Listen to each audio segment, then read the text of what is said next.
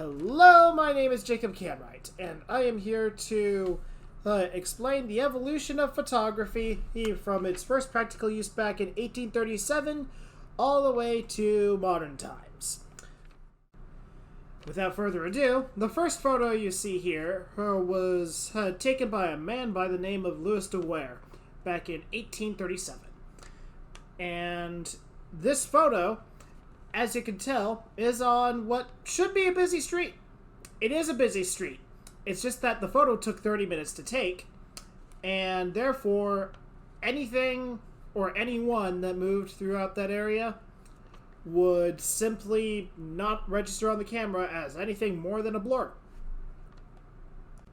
Between 1837 and 1851, photo ads were invented, and they gradually became less and less of a hassle to take, from ranging to several hours for a photo and being something that only the wealthy can afford to, in 1851, Frederick Scott Archer managed to get exposure times down to 2 to 3 seconds, which is still a far cry from today, which can be less than 1/100 of a second if need be with the proper light.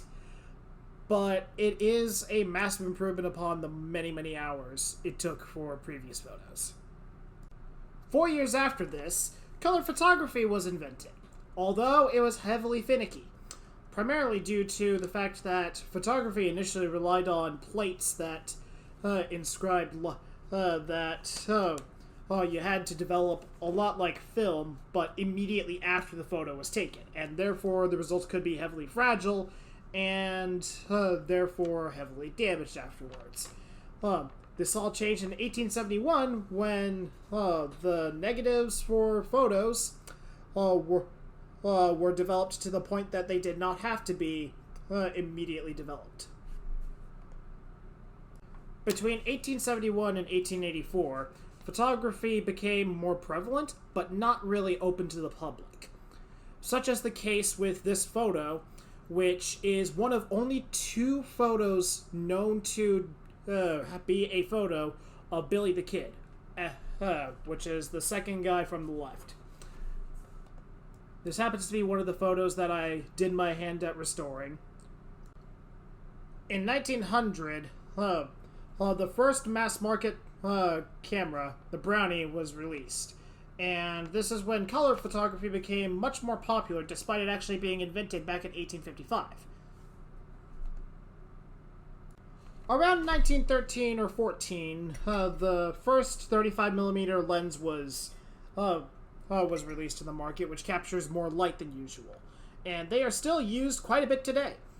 Fast forward about 24, 23 years, you now have the flash bulb, which is used in every camera nowadays because it helps cut down on exposure times by providing the exposure that the camera needs right on the device.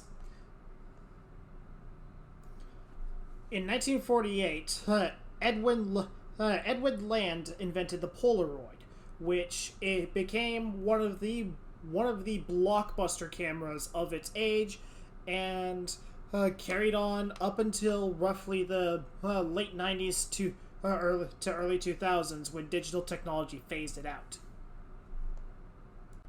In 1985, Pixar, in an attempt to speed up its own technology, developed the digital imaging processor, which also created a whole new market for camera technology that was initially shunned at first, but it has since come to completely dominate the market.